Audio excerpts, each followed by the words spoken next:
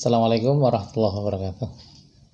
Kalau kita searching atau kita googling kata fasting, maka kita akan mendapatkan banyak sekali situs yang berhubungan dengan puasa, baik dalam konteks Ramadan fasting, puasa Ramadan, maupun fasting dalam arti umum.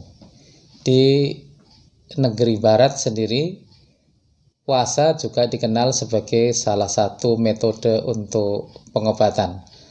Coba kita searching lagi atau googling lagi dengan kata kunci therapeutic fasting, maka kita akan mendapatkan berbagai situs yang menawarkan keunggulan puasa sebagai suatu metode terapi, bahkan menjadi metode yang dijual oleh berbagai klinik, yaitu dengan metode berpuasa yang bervariasi di antara masing-masing klinik itu, namun tujuannya sama, yaitu sebagai terapi atau pengobatan. Mengapa puasa menjadi metode pengobatan? Di dalam berbagai klinik itu dijelaskan bahwa puasa merupakan satu metode yang penting untuk mengistirahatkan saluran cerna kita. Jadi kalau kita biasa makan pagi, katakanlah jam 7, jam 8, maka lambung kita baru akan selesai mencerna jam 12.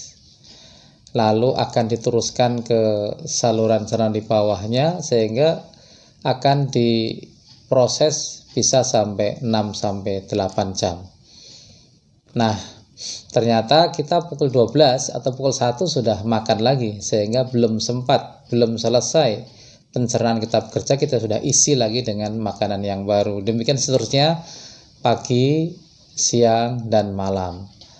Mungkin malam agak sempat istirahat pukul 8 malam misalnya, lalu kalau dihitung dicerna selama 8 jam mungkin hanya sampai jam 4 pagi.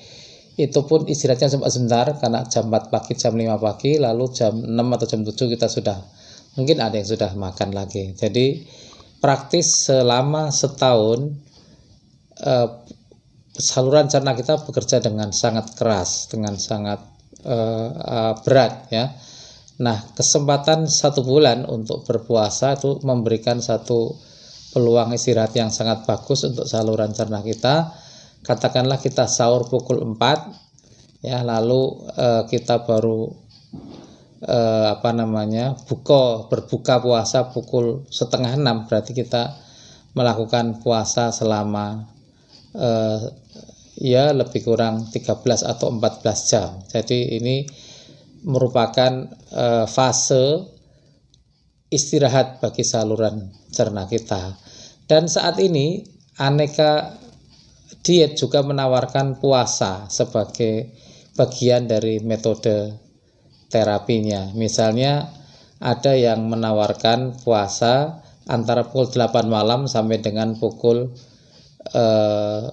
12 siang. Ini yang cukup panjang ini, untuk misalnya pada ketofastosis itu puasanya lama seperti itu. Namun tentu bukan puasa penuh, tapi ada minum air putih boleh, minum VCO juga diperbolehkan di situ.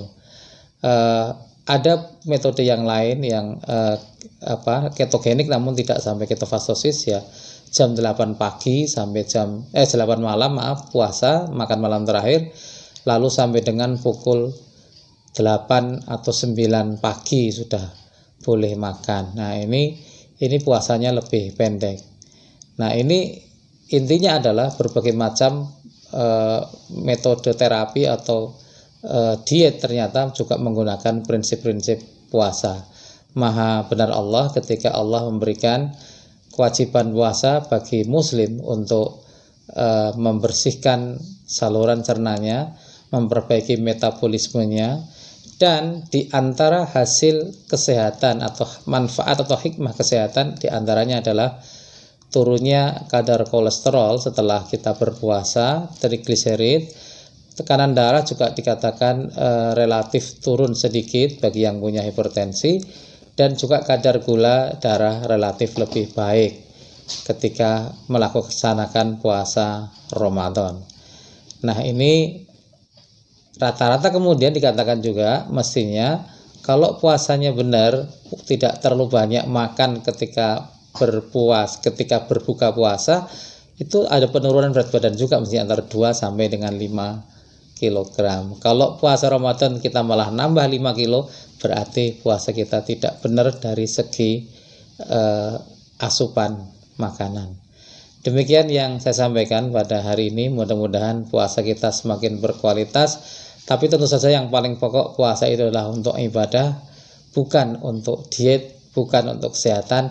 Adapun langsing dan sehat itu adalah bonus atau hikmah manfaat puasa dari aspek yang lain. Sedangkan puasa itu niatnya adalah ibadah lillahi wahdah, adalah beribadah hanya kepada Allah satu-satunya, bukan untuk yang lain. Assalamualaikum warahmatullahi wabarakatuh.